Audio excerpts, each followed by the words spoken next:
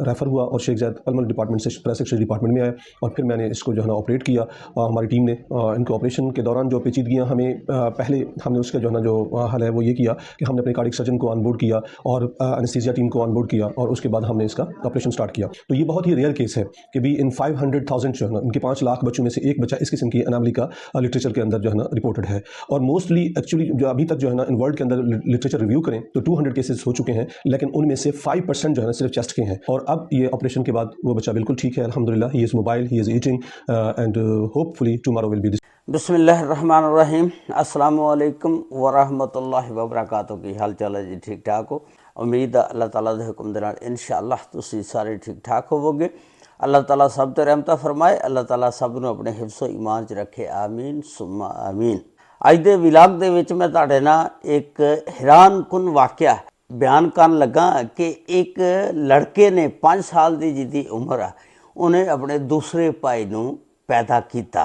ये एक हैरान कुन बात आ कि बच्चा जिहड़ा पैदा हुंदा आ ਉਹ हमेशा मां के पेट दे विच हुंदा ते लेकिन अल्लाह ताला दी कुदरत आ कि एक बच्चा 5 साल की उम्र का ते उहदे विचों ही उन्हें अपने भरा नूं पैदा किया। कोई समझ नहीं है इस गल दी, उहदी मुकम्मल तफसीलात कि ये किस तरह वाक़या पेश आया और ये फैमिली कित्थों दी रहण वाली सी ते किहड़े डॉक्टर ने उहदा ऑपरेशन किया, उहदी सारी तफसीलात अज दी इस वीडियो दे विच मैं तुहाडे नाल शेयर करांगा।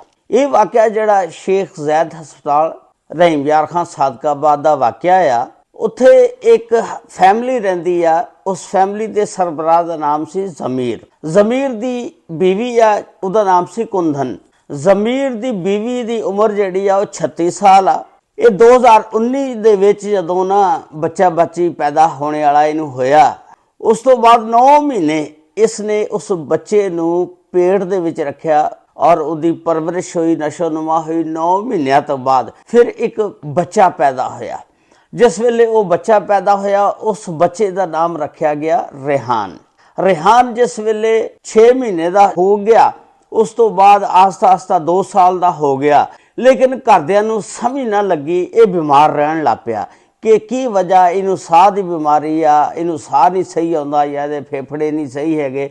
पिंडां दे विच जिहड़े लोग रहिंदे ने ना वो जरा ना गल नूं गौलदे नहीं हैगे, बस एवें लापरवाही कर जांदे ने। अमीर लोग जिहड़े ने ये तां फटाफट लै जांदे ने चुक के, मड़ जा भी किते कोई दर्द होवे सीने च होवे जिथे भी होवे डॉक्टर को वड्डे को लै जांदे ने। छोटे लोग हुंदे ने बेचारे फीसां भर नहीं सकदे, उन्होंने कोई गल ना गौली।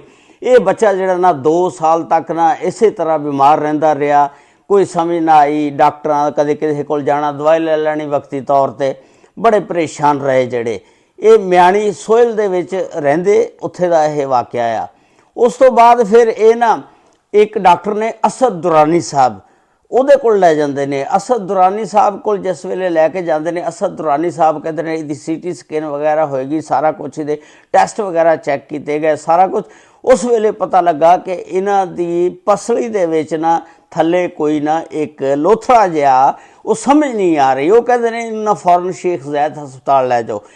उत्थे शेख ज़ैद हस्पताल लैके आए, उत्थे डॉक्टरों ने चैकअप किया, उहदे टेस्ट किए ते फिर उत्थे जिहड़े डॉक्टर सुल्तान साहब जिहड़े ने ना उन्होंने ना फिर ये फैसला किया कि इहदी ना सर्जरी की जाएगी, वो ऑपरेशन करके फिर पता लगेगा। लेकिन इन्होंने ना फिर वो जिस वेले टीम बुलाई, सारी इकट्ठे किए औजार वगैरह सारा कुछ, उन्होंने ऑपरेशन थिएटर दे विच लै गए और फिर उसका जिस वेले ऑपरेशन शुरू किया और दस रहे ने कि एक बच्चा जिहड़ा ਉਹ बिल्कुल सही सलामत इस वेले तक जिहड़ा खा पी भी रहा, ਉਹ बच्चा ऑपरेशन करके कढ़िया उन्हां दी पसली दे थलों। यानी तुसीं नूं इस केस का नाम उन्होंने दिता फिटनेस एंड फीतो के नाम तो, यानी इस केस का नाम दिता गया।